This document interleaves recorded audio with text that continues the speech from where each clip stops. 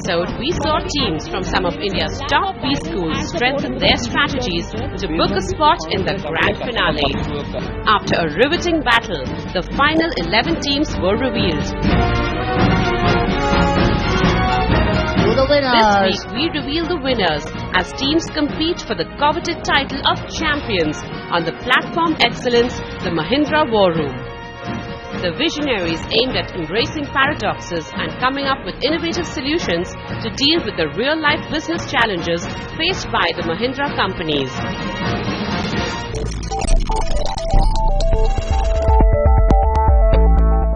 The agenda for today will be to walk you through the market opportunity, our research findings and insights, what exactly is our core value proposition, while laying in front of you how Mahindra will eventually benefit from all of this, mitigating all of the risks. Every business starts with an opportunity, and ours is no different. The property rental market in India is huge, estimated to be $20 billion, with $13 billion contribution coming from urban India alone. Interestingly, in emerging countries, only 17% house owners are under 30 years of age, reflecting the preferences of millennials to stay on rent than to own homes. Owing to decreasing demand and rising costs, the real estate market in India is in doldrums, with an alarming level of unsold inventory in all major cities across India. We believe our prime focus, the millennials, can be best understood through the concept of new consumerism, a term given to the amalgamation of various interconnected factors that best define millennials. We conducted a survey with 90 young working professionals, and more than 80% of them told us that they don't want to own a house in the next 5 years. And they'd rather live in a shared accommodation where they don't have to take care of their own chores. So ours was the co-shared home business model, which is a new genre for Mahindra Life Spaces, because they're currently only into real estate and they sell properties and not put it on rent. But considering a millennial, so that is what we proposed. So we conducted our research, drew some insights from both the consumer side and the builder side, that why a co-sharing home business model can work in a country like India. It is already prevalent in the UK and the US, which is doing great. So we studied it, we built our own app platforms, how would we get people on board, what kind of premium would we be charging, so to give them the hassle-free experience that they demand, and what sort of challenges and risks may come our way, and how we propose to mitigate them. That was our case. How are you going to create a right to win? Your right to play, I understand you already have unsold inventory, but right to win, how are you going to create that in this business model? That was not very clear. Our platform not only provides convenient and hassle-free living at a much lesser price, it also gives you the feeling of community. It gives you like-minded people around you, and that, I believe, is a winning strategy. We believe we stood apart in terms of the presentation and the way we delivered as well. So yes, indeed, we are an extremely happy team.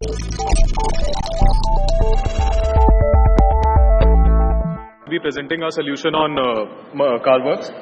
The agenda, we have divided our presentation into 5 parts. Firstly, the research, the value proposition which we are suggesting, the differentiation factors, and the marketing and the financials involved.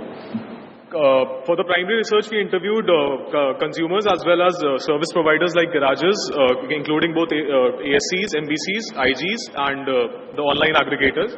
For secondary research, we went through journals, articles, newspaper clippings, and sources like Euromonitor. The main reasons which came forth from our research were that consumers were unhappy with the authenticity of the parts which were being provided, the quality of the parts, and the transparency in the billing which was being given to them. So we did our primary research and we found out that there are 10 parts which are frequently changed in cars across Mumbai. So we listed those parts, and we also listed the cost to the company, and we came out to a product which is 10% of the total cost. This 10% is also higher as compared to the other warranty products because of the wear and tear involved in the parts. Our case was basically for Aftermarket, where we were dealing with the CarWorks app. So basically, we started off with showing the primary research and the different things and the current market scenario. We then gave our solutions to the judges, to the jury. They were pretty impressed about because this is a new sector which is coming up and Mahindra is currently focusing on it. So there were 5 or 6 solutions which we focused on. And the end, we summarized it. What is the source of your revenue? Sir, in the service business, we are monetizing through the CarWorks approved, the total bill amount, the percentage of total bill amount. And in the parts business, also we are monetizing with the total bill amount of the parts. We think that we answered the questions quite properly, apart from one or two places where we could have done a little better. But otherwise, overall, the entire delivery thing was good.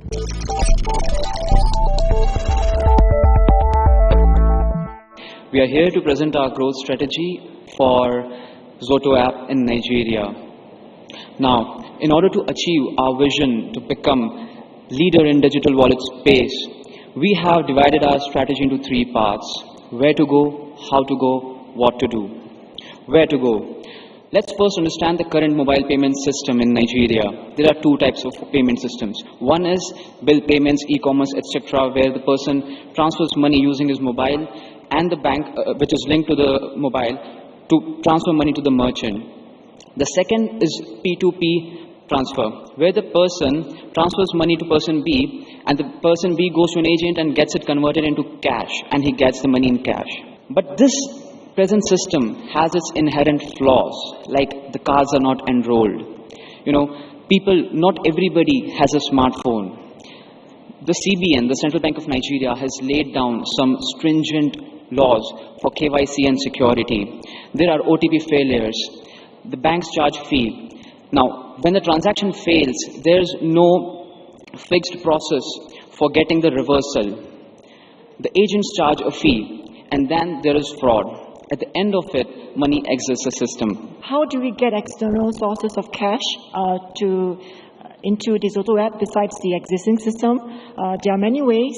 One of the ways is we look at the overseas remittance. Now, just in 2015, Nigerians sent home $21 billion. And just this year, Central Bank of Nigeria has banned over 20 overseas remittance players, leaving just Western Union, RIA, and MoneyGram. So as a result, it is capital extensive for these three companies to service the $21 billion market. Before the presentation, we all were nervous, especially the presenters. But during the presentation and as the presentation progressed, we became a bit more, relaxed. You mentioned the $21 billion that comes in by way of remittances. Do you know which geographies it comes from, and would there be regulations at the point of origin that you need to worry about? So the thing is, we are not asking for that money to come to Zoto app. We are asking Western Union to distribute the money via Zoto app. Partly because right now there were 23 players, 20 of these players are out. So these three players have to now handle far more customers, and they have to dispatch far more, money to these people in Nigeria. And that leads to a lot of capex investment by them, and they have to get more people to service these customers. Instead of getting 200 customers a day, they probably get 1,000 customers now. Most of the questions were related to why we are suggesting what we are suggesting. So that kind of shows that the jury wants to understand more on why we chose certain strategies, and also gave us a confidence that the jury really liked our ideas. That's why we wanted to understand more about it. The grand finale of Mahindra War Room continues. Stay tuned.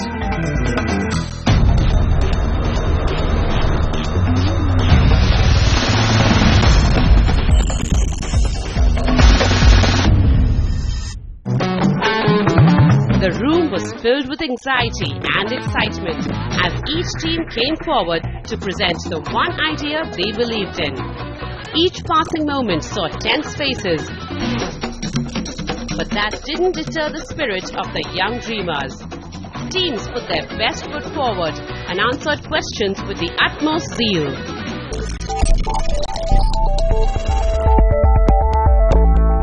We are here to deliver a strategy for Mahindra to enter the automobile shredding business in India. So from our analysis, we found that it is much more economical to produce steel from recycled scrap than to get it fresh from iron ore. Now India, despite being the third largest producer of steel in the world, imports as much as 5 million tons of steel scrap every year. And this number is set to double in the next 4 to 5 years. On the other hand, a recent study by the Central Pollution Control Board revealed that India is home to nearly 88 lakh end-of-life vehicles, the major component of which is, of course, steel. So on one hand, we have a clear deficit in the market, while on the other, we have such a huge stockpile that is largely untapped. Our goal is to marry these two sides through a strategy that will be beneficial to all the stakeholders. The level of presentations has been like top notch. We were totally flabbergasted, and we were like actually very, we are confident of winning, but the competition is of course very, very tough. How will you deal with marketing of scrap? How will you handle it? Some of the scrap will be used at the Mahindra service centers that we have for the Mahindra Intertrade business itself. A lot of companies already use steel scrap. We have to convince them that this, which is a fact also, that this will be much cheaper as compared to when they import it. As we have shown in the first slide, 5 to 10 million tons is imported every year in India. So that import is what we will replace from this scrap. The questions that we were expecting, we had been debating on these questions for like almost 3 weeks. So we had the answers prepared for these questions as they were going on. So it was, their reaction was wonderful, and the questions just made us more happy.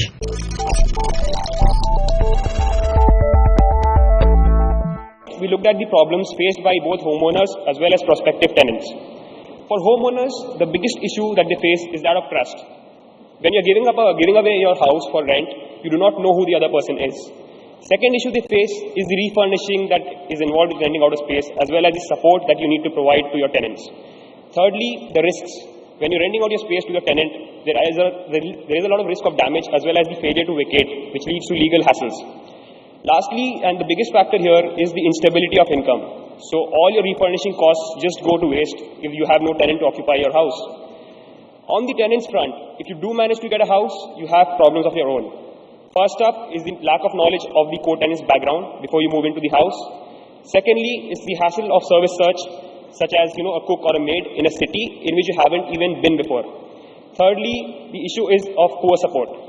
So the PGs and the homeowners we have today are not able to provide a support up to the standard for the tenants. And lastly, we have the disputes with the tenants as well as with the owners of the house. So based on these issues, we actually evolved our business model. So first up, we lease a house from a homeowner. Next, we inspect it, refurnish it, and then rent it out to tenants. And finally, we provide post-rental services to both homeowners and tenants. So this particular process adds value to both our segments, that is the homeowners and the tenants.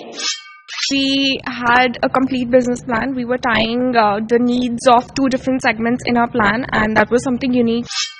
What are the kind of human competencies and skills that you would require, and where are you going to get them from? The major thing that we're looking for is relationship managers. The first competition that we look for is the idea of the market, first of all. So, this person needs to know what is a fair price for the relationship manager to actually quote a price to the homeowner.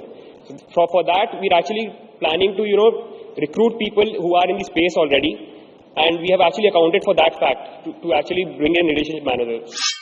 With the kind of questions they asked, we felt that they were really involved in the presentation, and so that's a good sign for us.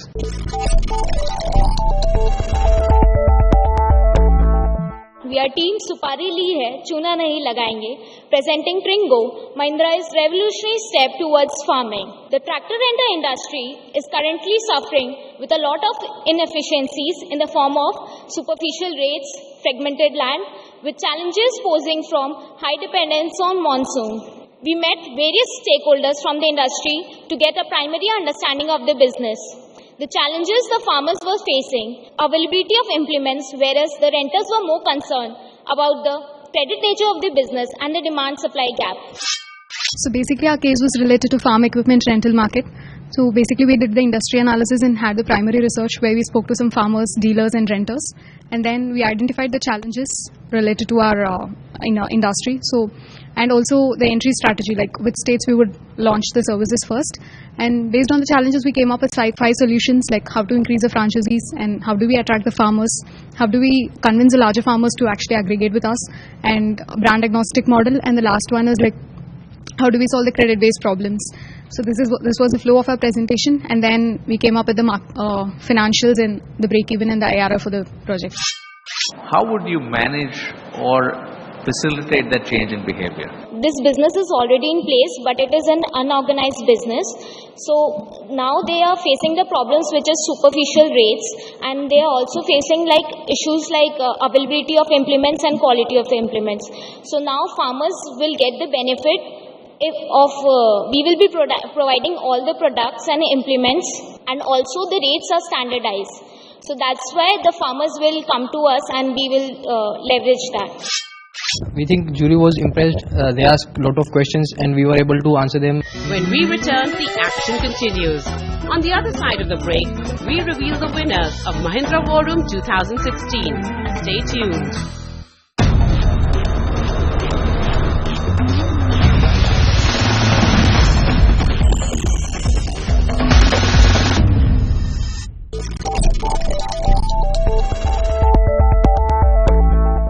Today, we the team D Genero are present here to redefine the strategy of Club Mahindra in the age of the millennials. The case in brief. Club Mahindra operates through its vacation ownership model, providing unsurpassed hospitality services to its customers across its wide range of resorts in India and abroad.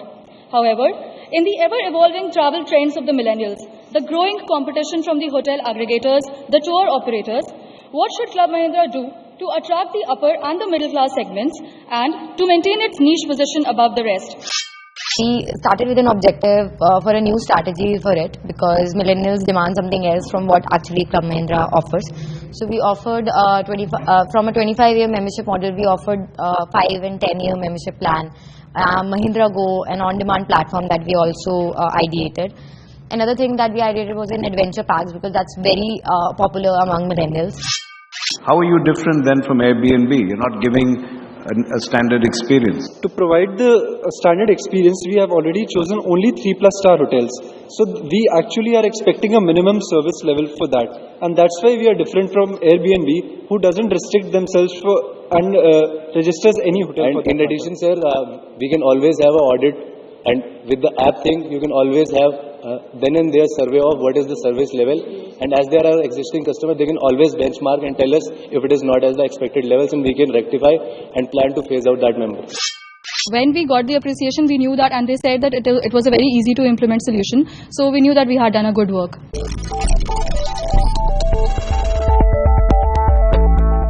India currently imports over 5 million metric tons of scrap steel every year. Mahindra, with its auto shredding ecosystem, can not only win in the auto recycling industry, but can emerge as India's first diversified recycling company. Good evening, judges. We're here to present on how Mahindra can capture this market. Well, before we begin with the strategy, I'd like to give a brief industry overview. Globally, the end-of-life vehicle count is all set to rise, with major growth coming from emerging countries such as India and China. Now, the industry results in 70% energy savings in manufacturing and also reduces carbon dioxide emissions by over 60%. And this would positively impact Mahindra's triple bottom line. Moreover, as you can see, the developed economies have greater than 85% recycling rate and have fully reaped benefits of this industry. As you can see from the further points that globally this industry is doing good. Now, let's look at the situation in India and how it fares. India is all set to become the third largest auto market by 2016. With increasing government regulations on lifetime of vehicle, we can expect the ELV count to increase to 22 million by 2025. Well, the situation is not all that rosy in India. It faces challenges such as its unorganized nature, lack of infrastructure, and unfavorable consumer behavior. We do think our presentation went well and we could complete everything on time, including our video. And we also received comments like excellent and practical, which was very important to us. How would you look at the pros and cons of scaling up rapidly, given that there is an advantage to moving first, versus going in a phased manner? As you see, so there are multiple risks in actually accelerating in this business. Firstly, there's the risk of scrap steel prices, which is continuously very volatile. So what we've done is a phased implementation, and the major part here is that we're hedging our risk by entering into the second-hand auto parts market.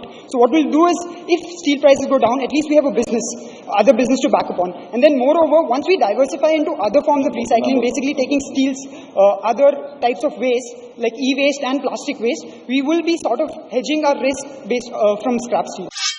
The competition is really great, both in terms of the thought process that's gone and the presentation style and communication style. I think overall, a lot of diversity across teams. You see somebody who are good at presentation and have a very good communication style, and some come up with brilliant ideas. So it's a very mix, but at the same time, it's at the highest level of mix. There has definitely been a trajectory of improvement in the quality of the presentations. I've always found that we get enormous value from the inputs that are provided, and inevitably as a group we benefit from the inputs. With the last presentation done, jury members had their work cut out for them. The competition was close, but there can only be one winner. One of the two teams in the runners-up, the Puran Warriors, and the beautiful minds of Joka from IIM Calcutta. So for the second year on the trot, it's Micah. Giggle Waters from Micah take home the title. They are the champions of Mahindra War Room 2016. Battles were won and champions were crowned.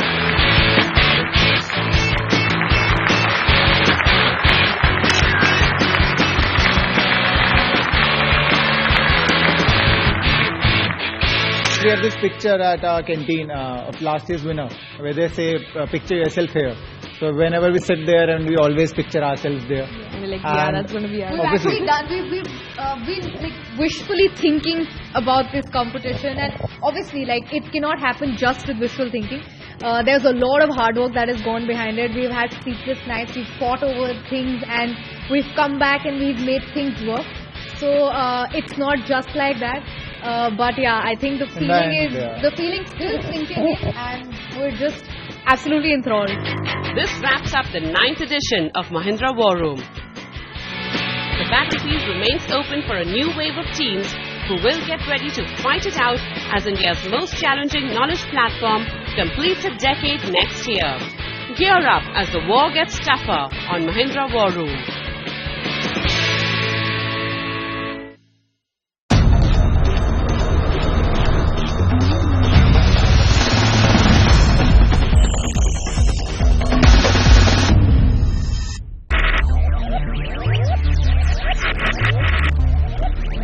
Focus, ideate, innovate, enable.